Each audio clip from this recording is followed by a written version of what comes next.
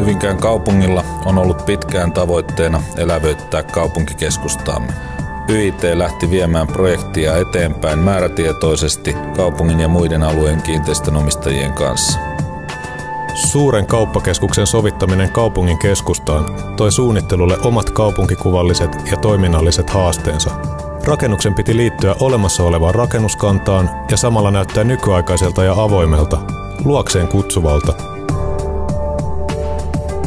Kauppakeskus Villassa pystyimme hyödyntämään YIT:n laaja-alaista osaamista, infrapalveluista itse kauppakeskuksen rakentamiseen ja sen talotekniikkaan.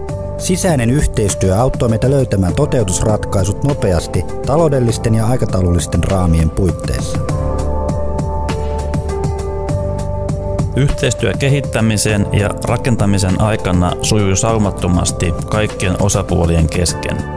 Kauppiaat sekä asiakkaat että Hyvinkään kaupunki ja me kaikki olemme yhteiseen saavutukseemme tyytyväisiä. Löimme avajaispäivämäärän lukkoon jo vuosia aiemmin ja liikkeet avautuvat juuri sovittuna päivänä. Kauppakeskus Villan myötä kaupunkilaiset löytävät entistä paremmat palvelut omasta kaupunkikeskustastamme. Mikä parasta, Hyvinkäälle syntyy myös runsaasti uusia palvelualan työpaikkoja, varsinkin nuorille.